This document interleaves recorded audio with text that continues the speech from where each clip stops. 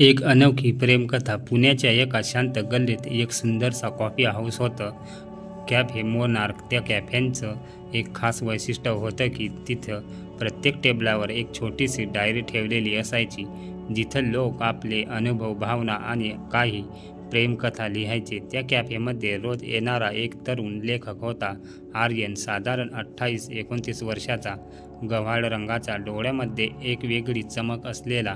त्याच्या लेखनात नेहमीच एक वेगळी जादू असायची, पण त्याच्या हृदयात मात्र एक कोरडेपणा होता. त्याचं पहिलं प्रेम अपयशी ठरल्यामुळे तो पुन्हा कोणावर प्रेम करायचं टाळायचा.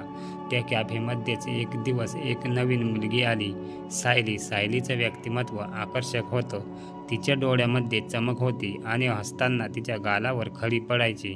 ती कॅफेत बसली आणि सहजच समोर ठेवलेल्या डायरी उघडली. तिथं आर्यनने लिहिलेल्या ओळी होत्या. प्रेम म्हणजे नक्की काय असतं? एका निसटलेल्या क्षणासारखं, जे हातातून निसटल्यावर त्याची किंमत कळते, की एका सुंदर आठवणीसारखं, जी कायम मनाच्या कोपऱ्यात जिवंत राहते. सायलीला त्या ओळी खूप आवडल्या आणि तिनेही त्या डायरीत उत्तर लिहिलं. प्रेम म्हणजे एक प्रवास आहे, ज्यात दोघांनी एकत्र चालायचं असतं, एकमेकाची सावली बनून. सायलीला वाटलं की हे वाचून कोणीतरी तिला उत्तर देईल, आणि तसंच झालं. पुढच्या दिवशी आर्यनने त्या डायरीत लिहिलं, मग का कुणाच्या सावलीसारखं जगायचं? का नाही एखाद्याच्या सोबत स्वतःच स्वतंत्र अस्तित्व जपायचं? सायली आणि आर्यन यांच्यात असंच संवाद सुरू झाला. प्रत्यक्ष भेटीशिवाय एकमेकांना न बघताही त्यांच्या भावना त्या डायरीत उमटायला लागल्या. हळूहळू दोघंही त्या संवादात गुंतत गेले. काही आठवड्यानंतर एक दिवस दोघांची भेट झाली. सायलीने सहज विचारलं, तुम्हीच ना ते लेखक जो रोज इथं लिहित असतात? आर्यन हसत म्हणाला, हो, पण तुम्ही तर रोज वाचतेस, म्हणजे तूही त्या गोष्टीचा भाग झाली आहेस. त्यांच्या गप्पा रंगल्या. त्या कॉफीच्या छोट्या टेबलावरून सुरू झालेल्या संवादातून त्यांची मैत्री फुलू लागली. आर्यनला सायलीचं प्रेमाकडे बघण्याचा दृष्टिकोन आवडला, तर सायलीला आर्यनच्या शब्दामधील गूढ आकर्षण वाटू लागलं. सायलीने त्याला तिच्या आयुष्यातील एक गोष्ट सांगितली. ती एक डॉक्टर होती आणि तिचं स्वप्न होतं की ती एक छोटं हॉस्पिटल सुरू करेल, जिथं गरीब रुग्णांना मदत करता येईल.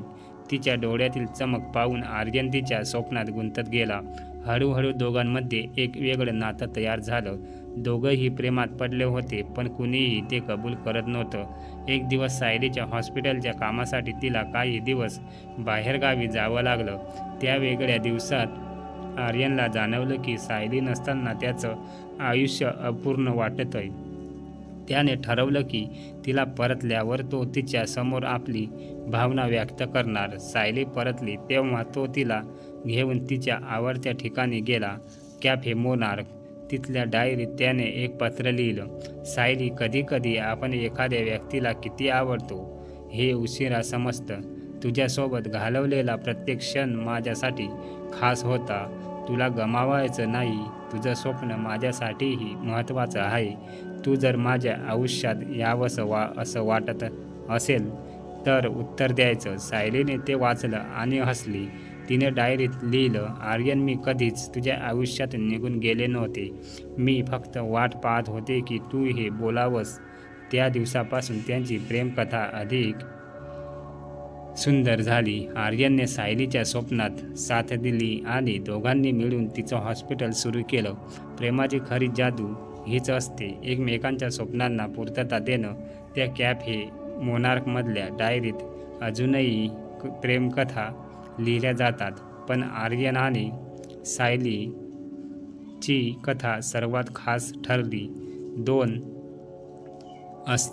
आत्म्यांची, स्वप्नांची आणि प्रेमांची. धन्यवाद. अशाच कथा पाहण्यासाठी माझ्या चॅनलला सबस्क्राईब करायला विसरू नका आणि आपल्या मित्रांना शेअर करायला विसरू नका. धन्यवाद.